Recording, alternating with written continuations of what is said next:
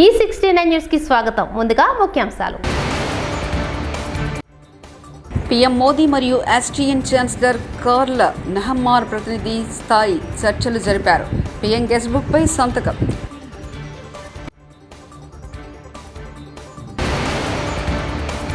ఉద్యమంలో మేము దీక్షలు చేస్తుంటే నువ్వేమో చంద్రబాబు సంఖ్య నాకినావు. రేవంత్ పై గాదరి కిషోర్ ఫైర్. మీరు ప్రజల్లోకి వెళ్ళింది దోచుకోవడానికి. కేటీఆర్ను ఏపీ మంత్రి కౌంటర్.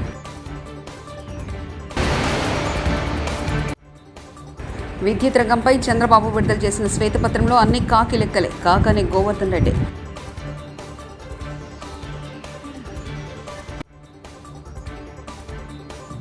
ఆస్ట్రియా పర్యటనలో ఉన్న ఆస్ట్రియాలోని వియన్నాలో ఫెడరల్ ఛాన్సలర్ జూలై 10న ప్రధాని నరేంద్ర మోదీ మరియు ఆస్ట్రియా ఛాన్సలర్ కార్ల్ నెహ్మార్ ప్రతినిధి స్థాయి చర్చలు జరిపారు.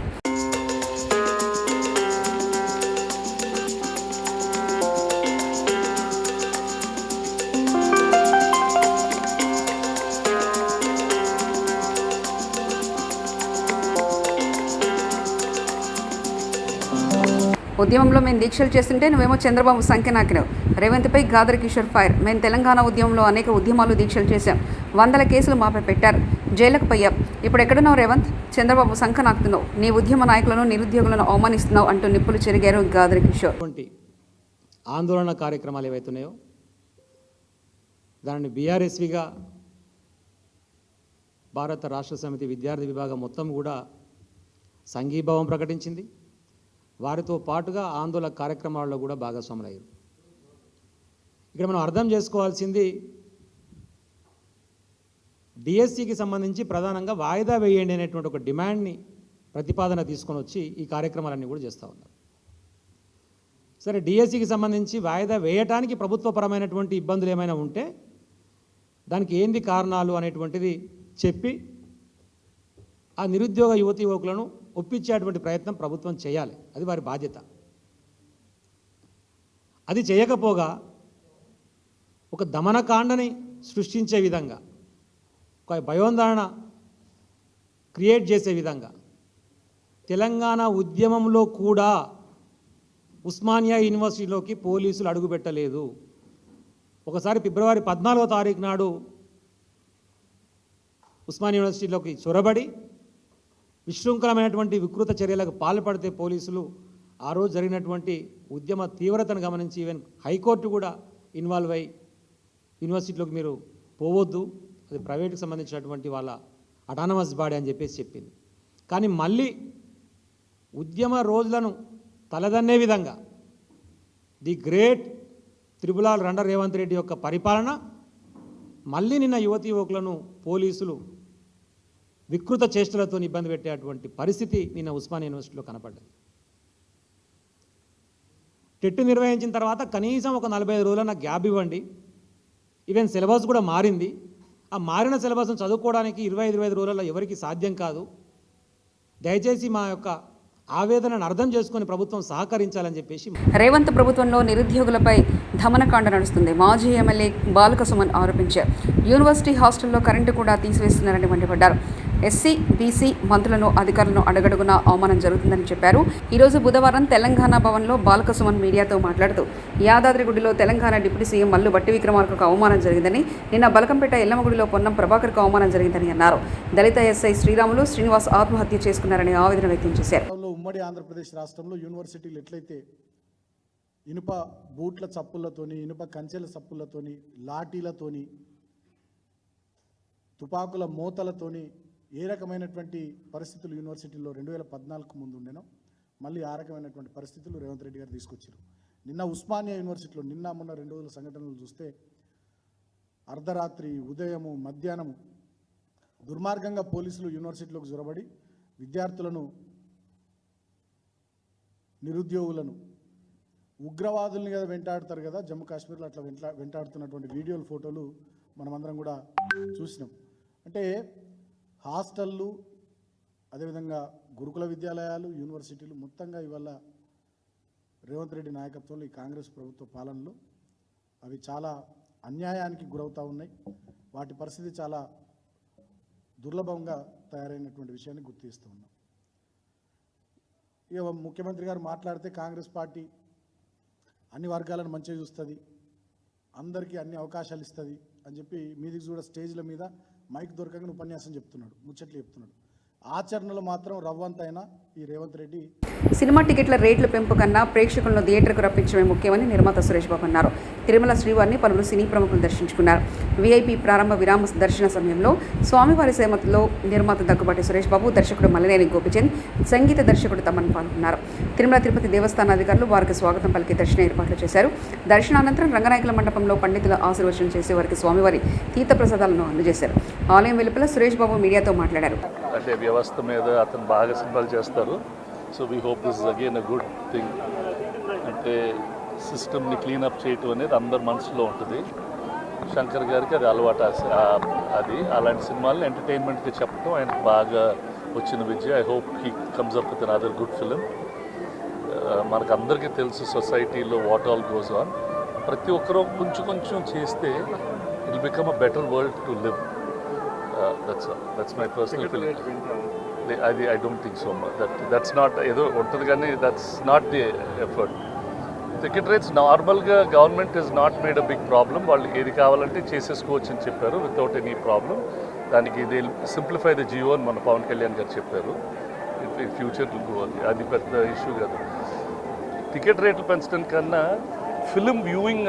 ఉచిత ఇసుకపై నీలి మీడియా విష ప్రచారం, ప్రజలను మభ్యపెట్టేందుకే కాలువ శ్రీనివాసులు మీడియా సమావేశం.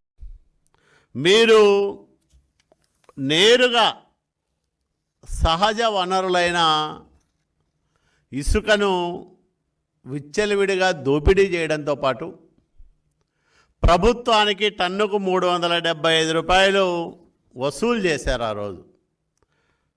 మరి 475 రూపాయల టన్ను ఇసుక అధికారికంగా పెట్టి దాంట్లో 375 రూపాయలు ప్రభుత్వానికి వచ్చే విధంగా మీరు ఆ రోజు ధరలు నిర్ణయించి అనధికారికంగా అంతకు 2 ధరలతో మీరు విక్రయించిన మాట వాస్తవమా కాదా సమాధానం చెప్పమని నేను వైసీపీ నాయకులను అడుగుతూ ఉన్నా. అట్లాగే మీరు ఈరోజు రండి, ఎక్కడికైనా మీరు ఒక ట్రాక్టర్ తీసుకొని వచ్చి ఉచితంగా లోడ్ చేసుకొని పోండి, ఎవరు మిమ్మల్ని అభ్యంతర పెట్టరు. లేదా ఎడ్ల బండుల్లో ఎవరికి అవసరమున్నా వాళ్ళు తీసిపోమని ప్రభుత్వమే స్వయంగా ముఖ్యమంత్రి చంద్రబాబు నాయుడు గారే ప్రకటించారు. ఇంతకంటే స్పష్టత ఏం కావాలని నేను అడుగుతూ ఉన్నా.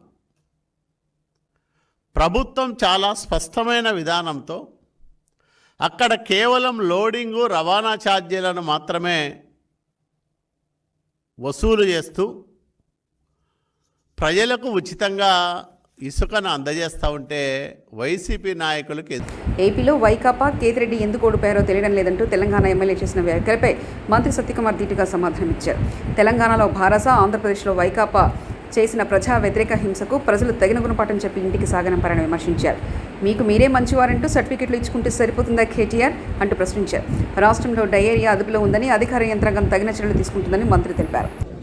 తెలంగాణను మొత్తం దోచేసిన కేటీఆర్కి ఇటువంటి మిత్రులు ఉండడం బట్టి, అంటే దొంగలు ఊళ్ళు పంచుకున్నట్టుగా తెలంగాణలో మీరు, ఆంధ్రప్రదేశ్లో జగన్మోహన్ రెడ్డి, ధర్మవరంలో కేతిరెడ్డి వీళ్ళందరూ కలిసి భూ కబ్జాలకు పాల్పట్టు ప్రజా కంటకులుగా మారి ఇవాళ ఓటమి తర్వాత మేము ప్రజల్లోకి వెళ్ళాం, మేము మంచి చేశాం. మీరు మంచి చేసి ఉంటే ప్రజల్లోకి వెళ్ళిన వాస్తవం అయిండొచ్చు. కానీ దేనికోసం వెళ్ళారు? మంచి చేయడానికి వెళ్ళారా? ప్రజల్ని పీడించడానికి వెళ్ళారా? ప్రజల్లోకి వెళ్తున్న సందర్భంగా సందులు గొంతులు తిరుగుతున్న సందర్భంగా ఎక్కడ ఖాళీ స్థలాలు ఉన్నాయి గుర్తించడానికి వెళ్ళారా? ప్రజా సమస్యలు తీర్చడానికి వెళ్ళారా?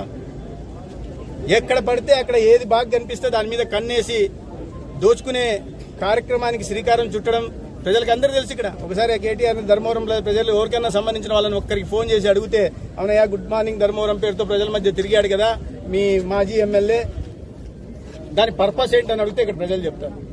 అందుకని ఇటువంటి మాటలు మాట్లాడుతున్నప్పుడు ఒకసారి ఆలోచించుకొని మాట్లాడాల్సిన అవసరం ఉంది.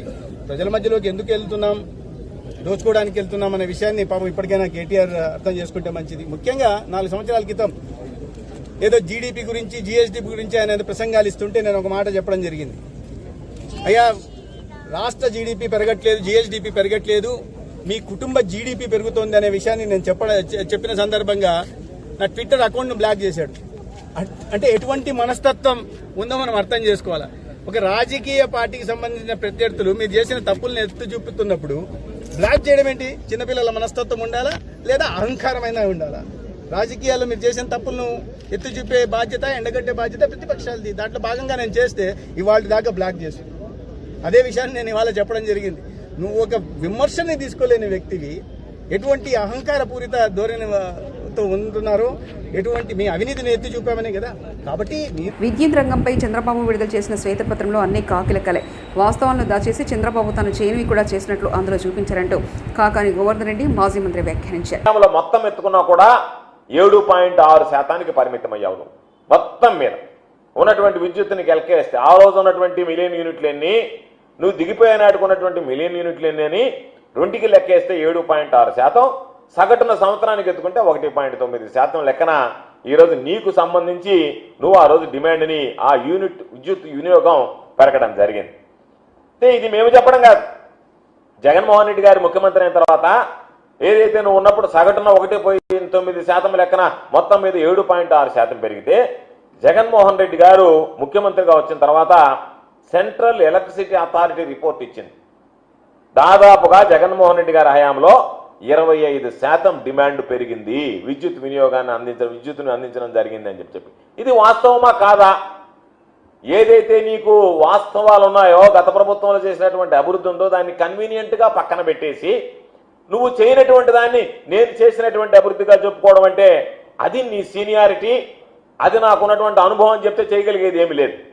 నువ్వు ఇవ్వండి ఇచ్చినటువంటి వాడిని గురించి మాట్లాడకుండా నేను శ్వేతపత్రం విడుదల చేశాను అని అంటే అది వైట్ పేపర్ అవుతుందా, బ్లాక్ పేపర్ అవుతుందా, ఒక్కసారి నువ్వు ఆలోచన చేసుకోవాల్సినటువంటి పరిస్థితి. అందుకే చెప్తున్నావు.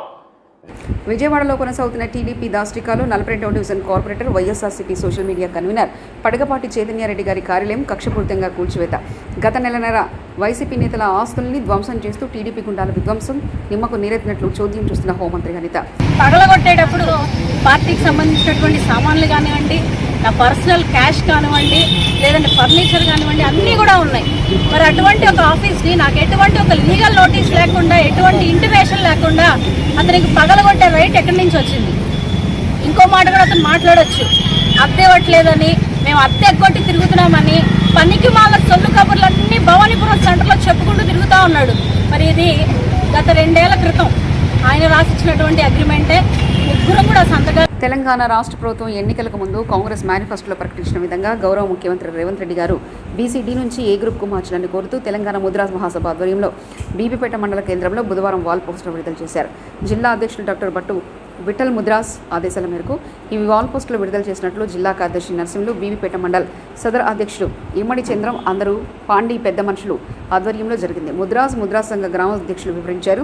నెల 15వ తేదీ నుంచి 20వ తేదీ వరకు మండల కేంద్రంలో మండల రెవెన్యూ ఆఫీసులో తహసీల్దార్ గారికి, 20న కలెక్టర్ గారికి వినతి పత్రాలు ఇవ్వాలని పిలుపు జిల్లా అధ్యక్షులు డాక్టర్ భట్టు విఠల్ ముద్రాస్ పిలుపునిచ్చారు. జిల్లా కార్యదర్శి నరసింహులు ముద్రాస్ తెలిపారు. ముద్రాసులకు ఎన్నిక సమయంలో ఇచ్చిన హామీలను వెంటనే అమలు చేసేందుకు ముద్రాస్ జాతి నాయకులను గ్రామస్థాయి నుంచి చైతన్యం చేసి ఉద్యమిస్తామని ఆయన పేర్కొన్నారు. వాల్ పోస్టర్ ఆవిష్కరణ చేశారు. పనుబుట్లు మరియు ఇచ్చి ఇంట్లో పొందుపరిచిన ప్రతి లైన్లో మాకు వచ్చే విధంగా మాకు రావాలని ప్రభుత్వాన్ని వేడుకుంటూ మన ముద్రాలను చిన్న చూపు చూడకుండా ప్రతి ఒక్క దానికి మనకు చేపల పొత్తు కానీ ఇంకా మనకు ఏదన్నా జాగలు కూడా 3 ఎకరాల జాగలు కూడా ప్రతి గ్రామాన కూడా కేటాయించాలి. ఎందుకంటే మనం చేసేదే మనకు మా చిప్పలకాయలు అవి జామకాయలు అమ్ముకునేది కాబట్టి ప్రతి గ్రామాన 3 ఎకరాల భూమిని కూడా ప్రభుత్వాన్ని కేటాయిస్తే దాంట్లో మనము ఖచ్చితంగా మనము పండ్లు పలారాలు పెట్టుకొని మనము జీవిస్తాం కాబట్టి ఆ ప్రభుత్వం వెంటనే.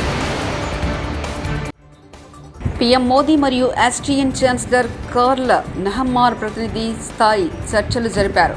పీఎం గెస్ట్ బుక్పై సంతకం.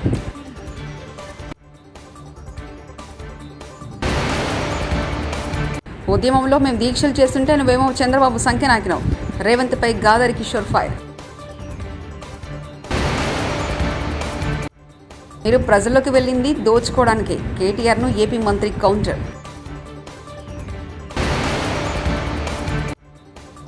విద్యుత్ రంగంపై చంద్రబాబు విడుదల చేసిన శ్వేతపత్రంలో అన్ని కాకి లెక్కలే, కాకని గోవర్ధన్ రెడ్డి.